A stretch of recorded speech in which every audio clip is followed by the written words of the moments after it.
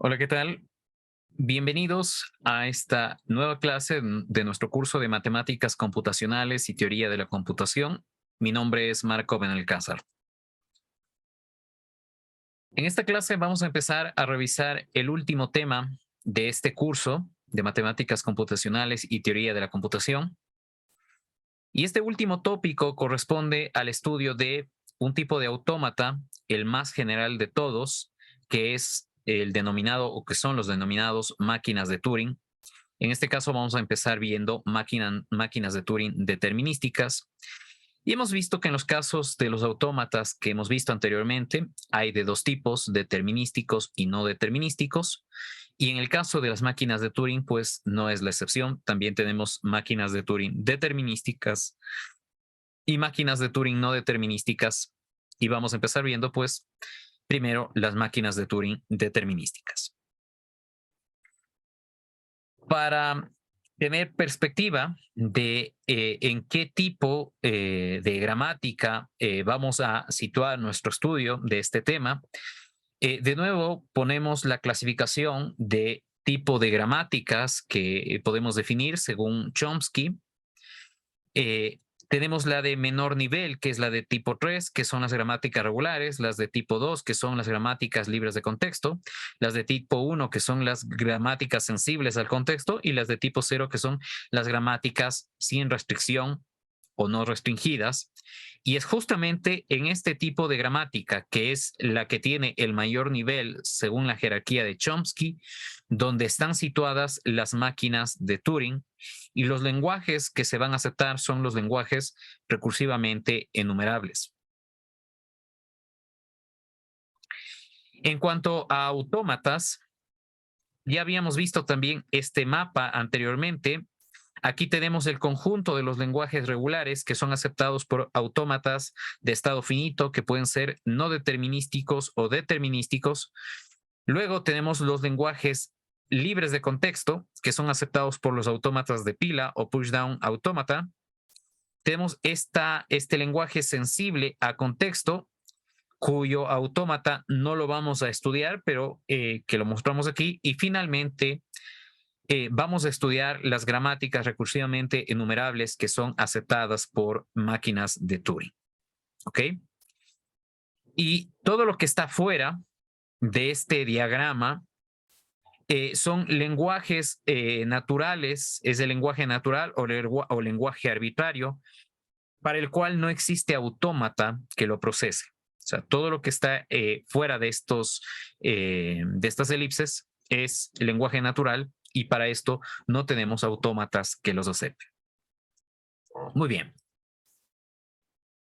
Para situar las máquinas de Turing con respecto a los otros autómatas en cuanto a su estructura, pues comparemos justamente con los demás autómatas y veamos dónde están las diferencias de las máquinas de Turing respecto de los demás elementos. Un tema nada más a tener en cuenta: a las máquinas de Turing se las abrevia como TM de Turing Machine, así que en algún momento pues podemos referirnos a las máquinas de Turing como con el nombre completo, Turing Machines o máquinas de Turing, o simplemente poner TM, así como a los autómatas de pila les poníamos como PDAs, y a los autómatas finitos determinísticos, de estado finito determinísticos como PDA, como DFA, o a los no determinísticos como NFAs. Ok, aquí tenemos una máquina de estado finito donde básicamente el único elemento que teníamos es la cadena de entrada, y esto era lo único que necesitábamos para una máquina de estado finito. Para un PDA tenemos dos elementos, ¿no? El string de entrada, que contiene los símbolos que debe procesar el PDA, y el stack, en el cual el PDA va haciendo pop y push de elementos. Esto le permitía al PDA tener cierta memoria, ¿ok? Y ciertamente por esta razón el PDA aceptaba algunos lenguajes en donde en la estructura de cada una de las cadenas se requería que justamente haya de una memoria para analizar, lo cual no tienen las máquinas de estado finito. Finalmente estamos en el caso de las máquinas de Turing, donde en el caso de las máquinas de Turing tenemos lo que se denomina una cinta o un tape. ¿Ok? Entonces, a esto en el lenguaje de las máquinas de Turing se le denomina un tape o cinta. Tenemos un cabezal o un lector de la cinta. ¿Ok? Y por supuesto, pues aquí ustedes pueden ver que yo almaceno, esto es una cinta discreta, es decir, tengo las posiciones, como ustedes pueden ver, claramente marcadas. Esto es una cinta discreta. ¿Ok? Estos símbolos de aquí denotan espacios vacíos.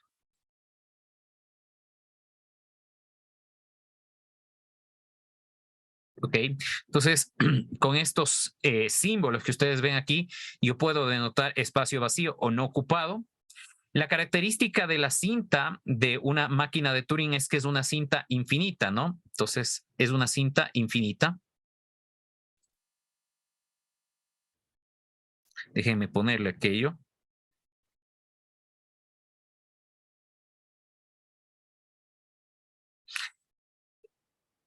Y también pasaba que en el caso de los PDAs, la pila también tenía un tamaño infinito.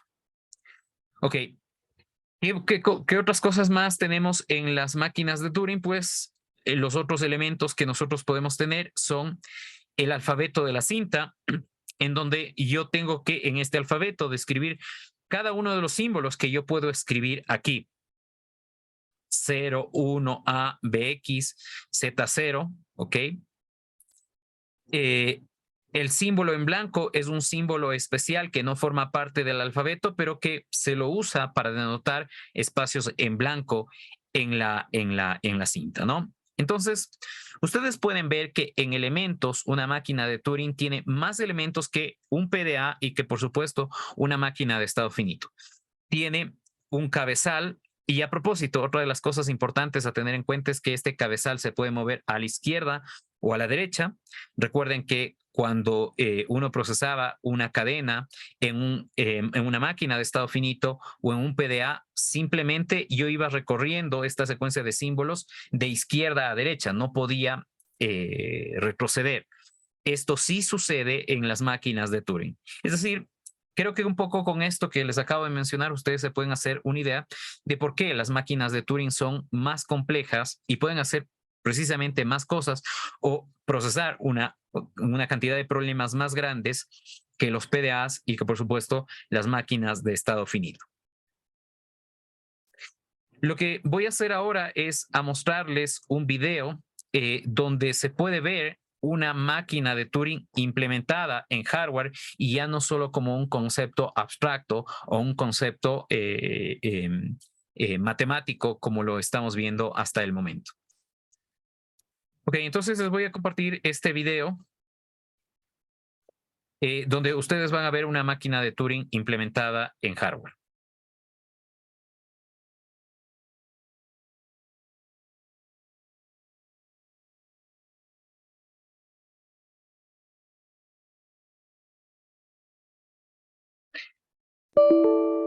Machine is counting from 11 to 6.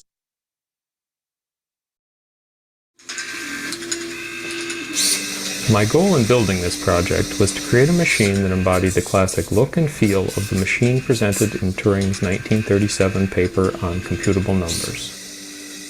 At the heart of the machine is the... Ok, el objetivo en este caso de la persona que está narrando el video es construir una máquina de Turing que en apariencia se parezca a la idea original de la máquina de Turing que fue propuesta justamente por Alan Turing. Entonces, cuando ustedes pongan en Google Turing Machine, más allá de mostrarles como un autómata que es a través de un diagrama de estados o a través de un grafo, ustedes van a ver una máquina con una cinta muy, muy grande, una cinta infinita, ¿sí? Que tiene la misma apariencia que lo que ustedes ven aquí en pantalla. Entonces, el objetivo era construir algo que se asemeje en funcionalidad, bueno, algo que en funcionalidad haga lo que hace la máquina de Turing, pero que en apariencia también se vea cómo fue originalmente concebido. read-write head. It has the ability to write, read, and erase from the tape. Esta máquina tiene la capacidad de escribir en esta cinta, borrar y leer, ¿ok? Entonces nos va a ir describiendo cada uno de los elementos que tiene. Writing on the tape is done with a standard fine point dry erase marker. The marker is moved in the y-axis with a servo. The transport of the tape provides the x-axis motion. Ok, para escribir se utiliza este marcador que trabaja con servomotores y obviamente en este caso este marcador se lo acciona en el momento en el que se requiera. En este caso, los servomotores son los que tiran la cinta y eso hace que el marcador, a pesar de estar estático, escriba en diferentes posiciones de la cinta. The marker is lowered and lifted from the tape with an additional servo. Erasure of the tape is accomplished with a felt-covered cylinder.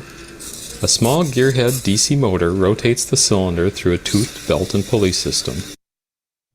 Aquí nos está mostrando cómo borra el contenido de la cinta. Básicamente aquí lo que se puso es un cilindro con un poco de lana. Esa lana, ese cilindro usando de nuevo un motor, se la presiona contra la cinta y de esa manera logra borrar el contenido que el marcador puso. Y de ese modo se puede ejecutar una de las tareas que hace una máquina de Turing, que es la de borrar un elemento en la cinta. The erase head is lowered and raised by a small pin in the base of the read-write head. This pin rides on a cam attached to a servo. To read the characters on the tape, a TSL 1401 line scan camera is used. This camera captures a single row of 128 grayscale pixels. By transporting the tape between scans, a complete character can be recognized. Para poder leer el contenido de la cinta se utiliza una cámara que toma imágenes en escala de grises de 128 píxeles, me imagino que es 128 por 128 píxeles, y de esa manera pues puedo saber qué es lo que hay en el contenido o en la cinta, en una porción o en una parte determinada de la cinta. A bank of LEDs provides even illumination for the camera. Aquí ustedes pueden ver un conjunto de 5 LEDs, donde estos LEDs proporcionan la luz que la cámara necesita para detectar, o más bien dicho, enfocar de mejor manera la cinta y de esta manera pues registrar fácilmente el carácter que está en la posición correspondiente de la cinta. This camera provides the only source of information the Turing program has for what is on the tape. The tape Lo que lee esta cámara es la única fuente de información que utiliza la máquina de Turing para saber qué hay en la cinta en cada posición determinada. for the Turing machine is a 1,000-foot roll of white 35mm film leader. Ok, lo que ustedes tienen aquí como cinta de la máquina de Turing es un rollo de cinta blanca de 35 milímetros, el mismo tamaño que tenían los rollos fotográficos, donde este rollo de cinta tiene 1000 pies, ¿ok? De longitud. Motorized roll stands at either side of the read-write head automatically handle the tape. Transport of the tape is done with the cog at both ends of the read-write head. Aquí nos está explicando que hay este cilindro que tiene dientes. Este cilindro que tiene dientes es el que tira la cinta y de esa manera pues puede mover la cinta hacia la izquierda o hacia la derecha según se requiera en el código que esté ejecutando la máquina de Turing. These cogs are moved with a stepper motor driving a tooth belt system. Ese cilindro se mueve a través de este mecanismo con esta cinta dentada que está accionada por un motor de pasos. One revolution of this motor is equal to one cell of the tape. Una revolución de este motor equivale a el movimiento de una posición de la cinta de la máquina de Turing. Just in front of the read-write head is the control console. Enfrente de esta parte donde está el cabezal de escritura, lectura y de borrado, está el panel de control, que es este que ustedes ven aquí en Console pantalla. contains a custom display board. Mounted to the back of the display board is a second PC board containing a Parallax propeller chip. Ok, lo que ustedes pueden ver que forma parte de este panel de control es un LCD y otros circuitos que se necesitan para que funcione este sistema. The propeller chip provides all the control for the machine. Adjacent to the propeller board is a third PC board that provides power and control to the Esta placa azul es la placa que controla los motores y les llama el circuito que sirve para hacer, propelar o el propeller, como lo llama, y aquí está la tarjeta que proporciona la energía a todo el circuito, a todos los circuitos de la máquina de Turing. servos and motors. The control panel of the machine gives you access to all of its functions. El panel de control permite acceder a todas las funciones de la máquina de Turing. Through the use of a 5-position switch, you can load programs, define defaults, move and erase the tape, or run in single step through programs. Aquí tienen un switch de 5 posiciones y con eso ustedes pueden navegar a través de las diferentes opciones que tiene la máquina de Turing. Las opciones se pueden ver en este LCD. Programs are written and saved to SD cards as simple text files from any computer. Los programas se pueden ejecutar o se pueden cargar en esta máquina de Turing a través de una tarjeta SD. En esta tarjeta SD se guardan los programas como archivos de texto. Estos archivos de texto se pueden crear en cualquier computador, guardar ese archivo en la tarjeta SD, insertar la tarjeta SD en el slot correspondiente y con eso yo puedo, a través de este menú, seleccionar el programa que quiero ejecutar. Once the card has been inserted into the machine, you can browse its directory and select the program you want to run. Ok, yo puedo a través de esta opción seleccionar programa, acceder a los diferentes archivos de texto que están en la tarjeta SD y seleccionar el archivo con el nombre que corresponda al programa que quiero ejecutar. Often programs need to operate on a tape that already contains data. Default tapes can be La entrada de un programa de una máquina de Turing es una cinta que usualmente ya contiene datos. Entonces yo aquí puedo poner qué elementos va a contener la cinta o cuál es la cadena de entrada de la máquina de Turing en definitiva. saved as part of a program file. They can also be created and edited from the user console. Esa cadena de entrada que va a ser procesada por la máquina de Turing, puedo ponerla como parte del programa que va a ejecutar la máquina de Turing o en su defecto yo puedo ingresarlo manualmente a través de la consola. Once a program has been loaded, it is started from the console. Una vez que se carga el programa, se lo inicia o se lo ejecuta desde la In this consola. example, the machine is running a simple binary counting program. En este caso, la máquina de Turing está ejecutando un programa simple de conteo binario. First, the default starting data is written to the tape. Primero, lo que se hace es poner los datos de entrada en la cinta, es decir, no está ejecutando la máquina de Turing ningún programa, sino simplemente está creando el string de entrada para el programa que va a ejecutar la máquina de Turing. After the default tape is written, the tape is returned to the first tape position, and control is turned over to the Turing transition rules that were loaded. Y ya terminó de poner la cadena de entrada que va a procesar la máquina de Turing y ahora sí va a ejecutar el programa con esta cadena de entrada que ustedes ven que estaba en la cinta de la máquina de From Turing. the SD card. While the program is running, 3 LED displays provide feedback. This includes the current machine state, the tape position, and a running count of the operations completed so far. Additionally, the 4-line LCD display shows the transition rules that apply to the current machine state. Existen unos LEDs indicadores que me dicen qué es lo que está haciendo la máquina de Turing y también en el LCD uno puede ver lo que me está indicando que está haciendo la máquina de Turing. Me dice está leyendo un 0. luego tiene que poner un 2 en la cinta y luego tiene que mover hacia la izquierda, ¿no? Entonces me va indicando qué es lo que va haciendo en el LCD. Each loop of the Turing program reads the current cell from the tape and uses the transition rules to determine if that cell of the Una aclaración nada más. Los símbolos aquí son ceros y unos, por cierto, disculpen. Lo que estaba ahí como 2 es la posición de la cinta donde debe escribir, ¿no? Entonces, es el símbolo que debe leer, el símbolo que debe escribir y en qué posición debe escribir y hacia dónde se debe mover el cabezal. tape needs changed. If it does, the cell is erased and written with the new character. It then changes the state of the machine if needed, and the loop starts again. In this simple binary counting program, the binary number is incremented each time the tape makes a full transition from the least significant bit to the most significant bit and back again.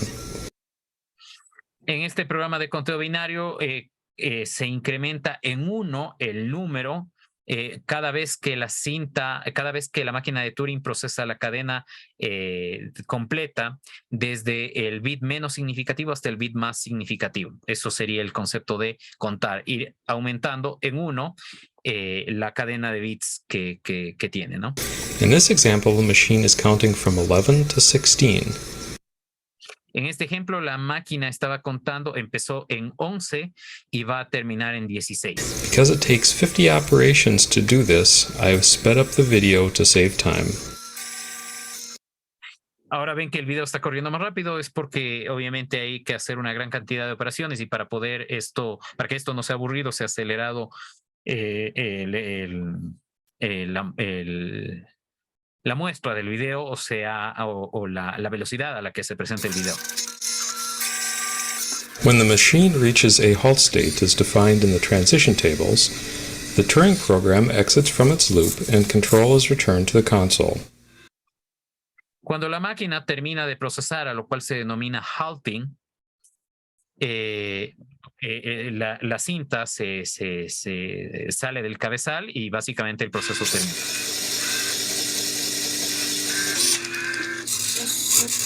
Thank you for watching this video. I hope you have enjoyed it.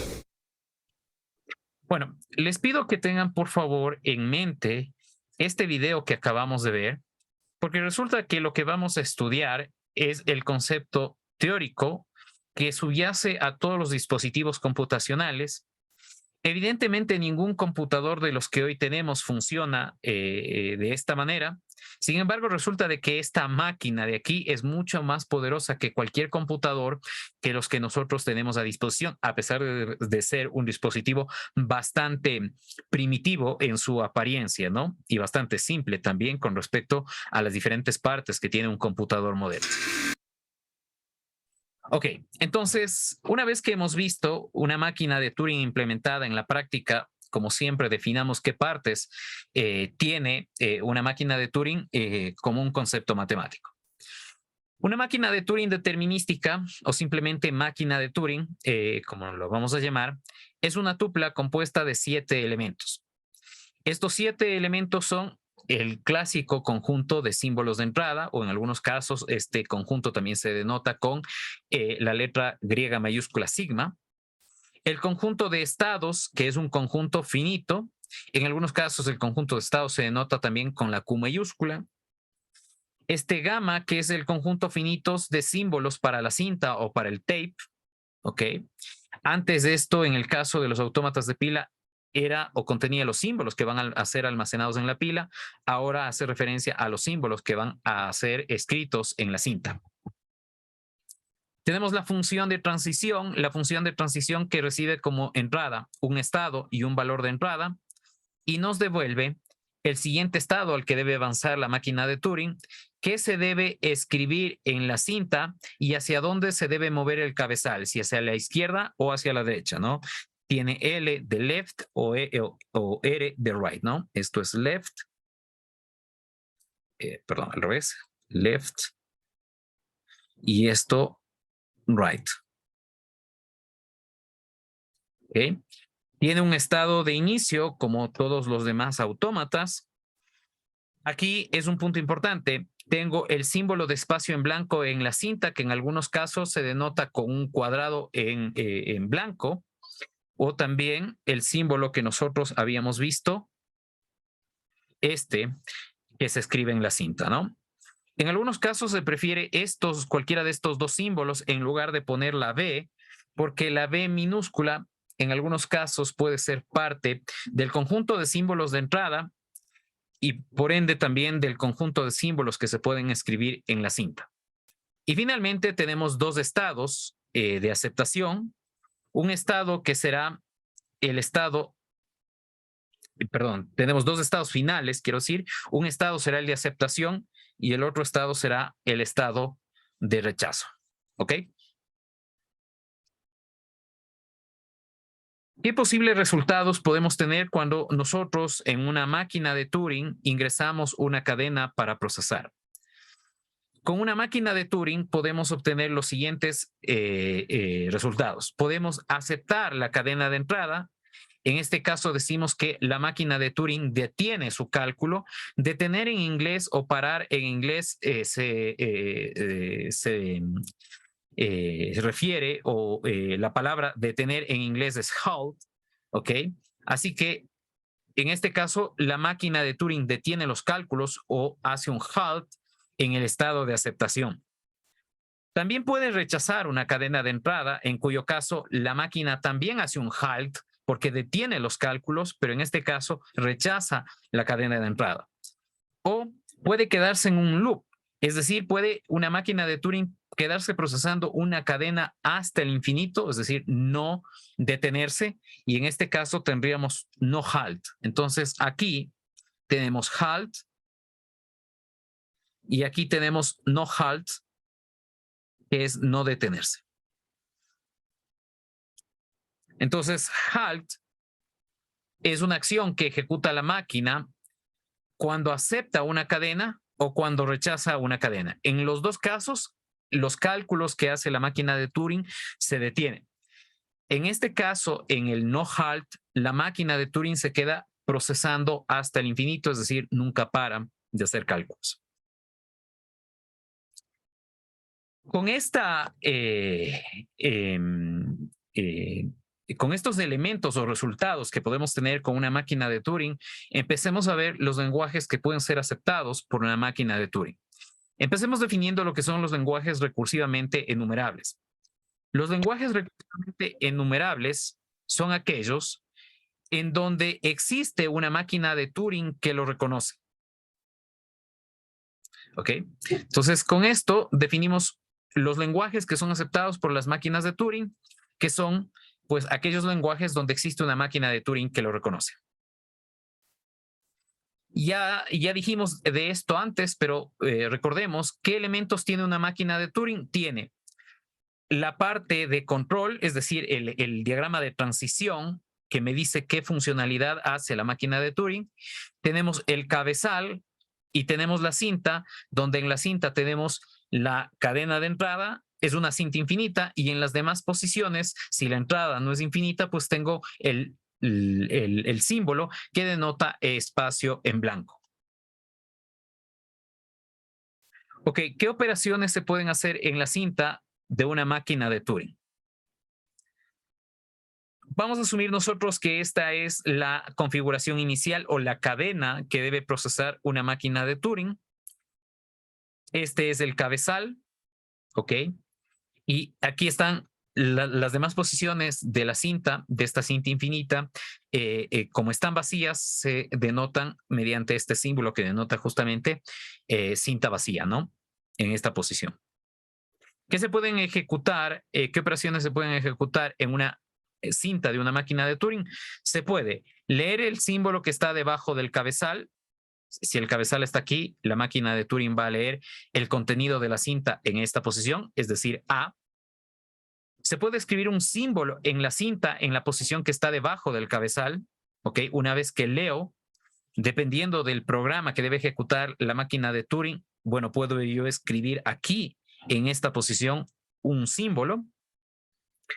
Y luego, una vez que leo, escribo, puedo mover este cabezal a la izquierda o a la derecha. Como ustedes pueden ver, en una máquina de Turing tengo una posición inicial de la cinta. Lo que no tengo es una posición final. Entonces, la pregunta es, ¿qué pasa si es que el cabezal está en la primera posición de la cinta y la orden es mover hacia la izquierda? Si el cabezal está en la primera posición de la cinta y la orden es mover hacia la izquierda, pues como no se puede mover más hacia la izquierda, se queda en esa posición. Cuando el cabezal está en cualesquiera otra posición de la cinta, excepto la primera, y la orden es mover a la izquierda, pues el cabezal se moverá a la izquierda. Si la orden es moverse a la derecha, pues se moverá hacia la derecha, ¿no? Esto simplemente, como no hay cinta, no hay más cinta a la izquierda, pues si la orden es estando en esta posición, mover a la izquierda, no hace nada, solo ahí. Ok, listo. Entonces, estas son las operaciones que puede hacer, que se pueden hacer en la cinta de una máquina de Turing. Ok, en el diagrama de transición o en la digráfica de una máquina de Turing, ¿qué símbolos vamos a encontrar? Bueno, al ser una digráfica vamos a tener estados y aristas, y las aristas van a tener estas etiquetas. Van a tener 3 símbolos, donde usualmente la notación es esta que ustedes ven aquí. El primer símbolo indica qué es lo que yo espero leer en la cinta para pasar de este estado a este estado de acá. ¿Ok? Entonces, el primer símbolo es el símbolo que me permite hacer una transición de este estado hacia este estado. El siguiente símbolo es el símbolo que hay que escribir en la cinta. ¿En qué posición? En la posición que actualmente está el cabezal. Y finalmente, esta letra mayúscula me indica en qué dirección, una vez que lee y escribe en la cinta, en qué dirección debe moverse el cabezal. Si debe moverse hacia la derecha, si está R, o hacia la izquierda, si estuviera L. Ahora, en algunos casos puede ser que se requiera que no se deba cambiar el contenido de la cinta en una determinada posición. Es decir, si se leyó A, ¿qué pasa si quiero dejar en esa misma posición A? Bueno, una manera de hacer eso es leo un 1 y en la misma posición escribo un 1. Esto lo que hace es dejar invariante, en definitiva, en la posición donde está el cabezal, el contenido de la cinta. Si yo leo un 1 y escribo un 1, pues estoy dejando intacto el contenido de la cinta en la posición donde apunta el cabezal y luego lo único que tengo que hacer es mover el cabezal hacia la izquierda o hacia la derecha, ¿no? Esto si es que quiero poner o escribir un 1. Si quiero escribir una A, pues aquí pondré A. Y si quiero dejar la A intacta, pues aquí pondré A, ¿no? Leo A, escribo A. ¿Okay? En este caso leo un 1, escribo un 1. Muy bien. Aquí tenemos el diagrama de transición, adelantándome un poco, de una máquina de Turing determinística. Lo único que quiero que presten atención es a esta parte, que son las características que uno debe observar en un diagrama de transición o en una digráfica que representa una máquina de Turing. Si es una máquina de Turing determinística, cada estado, excepto en los estados finales, hay una arista por cada símbolo de entrada y también hay una arista por el símbolo de vacío. Bien, en este caso, el alfabeto de entrada es 0 y 1. Ok, entonces ustedes pueden ver que en el estado A hay una arista para el símbolo 0, otra arista para el símbolo 1 y esta misma arista también aplica para el símbolo de vacío. Si me voy a B, tengo esta arista por el símbolo 0, este lazo por el símbolo 1 y esta arista de aquí por el símbolo de vacío. Si voy al estado C, tengo esta arista de aquí que es por 0 y por 1 y esta arista de acá que es por vacío. Aquí están los dos estados finales de esta máquina de Turing, el uno que es de aceptación y el otro que es de rechazo. Estos son los dos únicos estados de los cuales pues no necesariamente se requieren símbolos o bueno, en este caso no tienen aristas que salgan porque justamente son estados finales, ¿ok?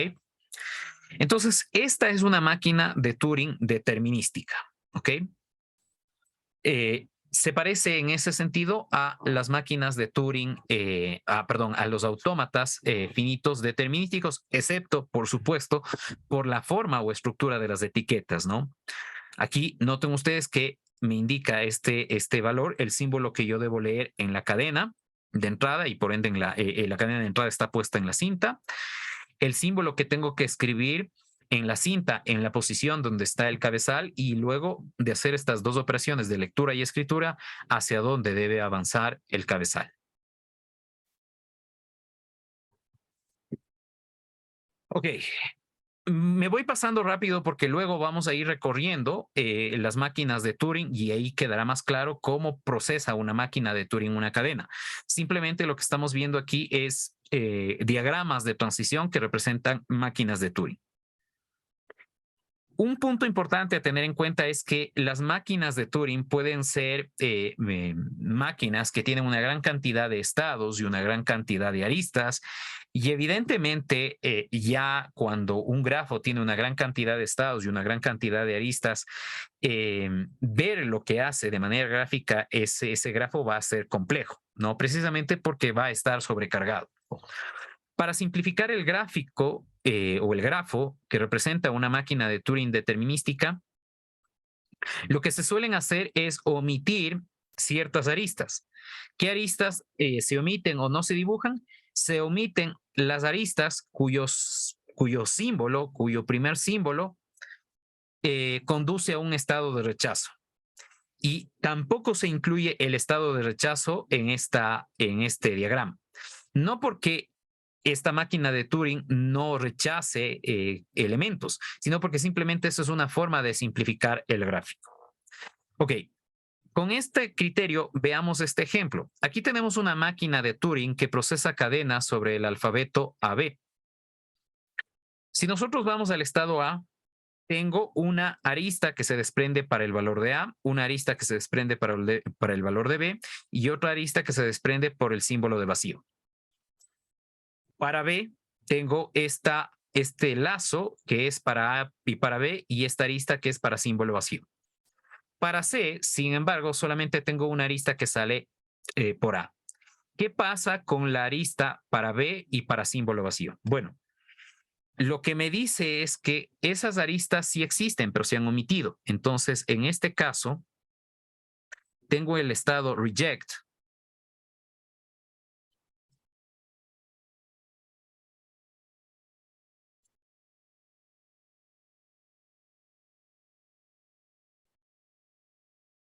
¿Ok? Y a este estado reject se va a ir con símbolo con la B y con símbolo de vacío. Y todo lo que estoy poniendo con líneas es las dos cosas que faltan. ¿Qué símbolo se debe escribir en la cinta y hacia dónde se debe desplazar la cinta? ¿Ok? Lo mismo pasa para este F, ¿no? Este F también tiene una arista que conduce al estado de rechazo, ¿ok? Y esta arista va a tener como símbolo de entrada A y como símbolo de entrada el espacio en blanco o más dicho el espacio vacío, ¿ok? Entonces, en realidad, claro, si yo voy dibujando todas las aristas que debo poner en esta digráfica, realmente el gráfico me va a quedar muy complejo y en su lugar lo que se hace es omitir estas partes que he dibujado y con eso el grafo me queda un poco más simple. ¿Ok? Pero no es que el hecho de omitir estas aristas no significan que esta máquina de Turing no rechace cadenas o no tenga un estado de rechazo. De hecho, sí lo tiene, pero se ha omitido. Ok. Con esto vamos a ver algo que se denomina la conjetura de Turing. La conjetura de Turing también se denomina tesis de Turing, ¿ok? Y esta tesis de Turing dice lo siguiente. Esta conjetura de Turing me dice lo siguiente. Un tema nada más. Si ustedes no saben lo que es una conjetura, es una hipótesis, ¿no?